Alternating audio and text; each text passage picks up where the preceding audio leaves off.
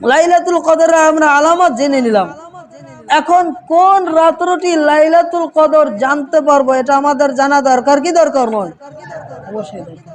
হাদিসের বর্ণনায় আপনার আমার নবী বিশ্ব নবী রমাদানুল মুবারকের শেষ দশকে আমভাবে বললেন, তাহাররু লাইলাতুল কদরি ফিল আশরিল আওয়াখির মিন রমাদান, তোমরা রমাদানুল মুবারকের শেষ দশকে লাইলাতুল কদরকে খোঁজ করো। তার মানে বোঝা গেল রমাদানুল মুবারকের শেষ দশকেই লাইলাতুল কদর আছে। দ্বিতীয় নম্বর হচ্ছে, প্রাথমিকভাবে আপনার আমার নবী বিশ্ব নবী শেষ দশকে ইঙ্গিত করে এই কথা বললেন যে শেষ দশকেই তোমরা লাইলাতুল কদর খোঁজ করো। এরপর যখন দেখলেন উম্মতের অনেক কষ্ট হয়ে যাবে, তখন নবী সাল্লাল্লাহু আলাইহি সাল্লাম বললেন, যদি 10টা দিন কষ্ট করতে কষ্ট হয়ে যায় তাহলে একটা কাজ করবে, তোমরা কি করবে? বেজর রাত্রগুলিতে খোঁজ করবে। কি করবে? বেজর রাত্রগুলিতে। এবারে আপনার আমার নবী বিশ্ব নবী বললেন, তাহাররু লাইলাতুল কদরি ফিল উতরি, তোমরা খোঁজ করো লাইলাতুল কদরে বেজর রাত্রগুলোতে মিনাল আশরিল আওয়াখির, অর্থাৎ রমাদানুল মুবারকের শেষ দশকের বেজর রাত্রগুলিতে তোমরা লাইলাতুল কদর খোঁজ করো। সুবহানাল্লাহ। তাহলে উম্মতের কষ্টের দিকে তাকিয়ে নবী আলাইহিস সালাম আবার বেজর রাত্রিগুলোতে তার উম্মতদেরকে খোঁজ করতে বলেন। এরপরে যখন দেখতে পেলেন বেজর রাত্রিগুলিতেও তাদের জন্য কষ্ট হয়ে যাবে, তখন তিনি বললেন, তোমরা শেষ 7 দিন রমাদানুল মুবারকের শেষ 7 দিন তোমরা লাইলাতুল কদরকে খোঁজ করো। অর্থাৎ নবী সাল্লাল্লাহু আলাইহি সাল্লাম শেষ 7 দিনকে ইঙ্গিত করে 7 দিন বেশি বেশি ইবাদত করার কথা বললেন।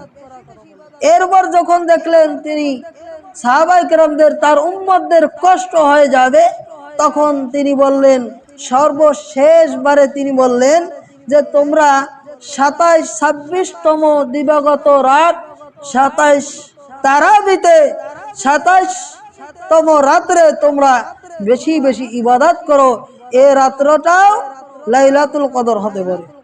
সাহাবায়ে কেরামদের যুগে নবী আলাইহিস সালামের যুগে দেখা গেছে 21তম রমাদানুল মুবারকেও লাইলাতুল কদর হয়েছে। কোন কোন রমাদানুল মুবারকে 23তম রাত্রে লাইলাতুল কদর হয়েছে, কোন কোন বছর 25তম রাত্রে হয়েছে, কোন কোন বছর 27তম রাত্রে, কোন কোন বছর 29তম রাত্রেও লাইলাতুল কদর হয়েছে। তার মানে বোঝা যায় শেষ দশকের কোন রাত্রই অগুরুত্বপূর্ণ নয়, প্রত্যেকটি রাত্রই গুরুত্বপূর্ণ, ঠিক না? এজন্য আমাদেরকে এই শেষ রাত্রের শেষ দশকের কোন রাতকে অবহেলায় ছেড়ে দেওয়া যাবে না। যাবে? এখন লাইলাতুল কদর শেষ 10 দিন এটা নির্দিষ্ট করে দেওয়া হয়নি। নির্দিষ্ট করে দেওয়া হয়েছে? নির্দিষ্ট করে দেওয়া হয়নি। আপনার আমার নবী বিশ্ব নবী বলেন, ইন্নী উরিতু লাইলাতুল কদরি সুম্মা উনসিতুহা। আপনার আমার নবী বিশ্ব নবী বলেন, লাইলাতুল কদর আমাকে দেখানো হয়েছে, সুম্মা উনসিতুহা, অতঃপর আমাকে আমার অন্তর থেকে আবার ভুলিয়ে দেওয়া হয়েছে। সুবহানাল্লাহ। কেন ভুলিয়ে দেওয়া হয়েছে? এর কারণটা হচ্ছে লাইলাতুল কদর এমন একটা গুরুত্বপূর্ণ রাত্র, যেই রাত্রটি এত মর্যাদাপূর্ণ রাত, সেই রাত্রটি তার আল্লাহর বান্দারা যেন বেশি বেশি ইবাদত করে, আল্লাহকে ভুলে না যায় এবং কষ্ট করে যেন এই লাইলাতুল কদর মর্যাদাপূর্ণ রাত্রটা যেন আল্লাহর বান্দারা খোঁজ করে পেতে পারে।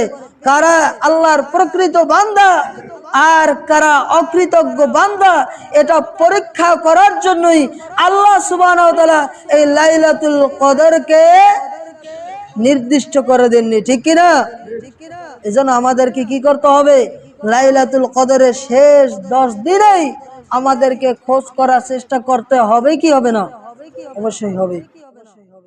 অবশ্যই হবে।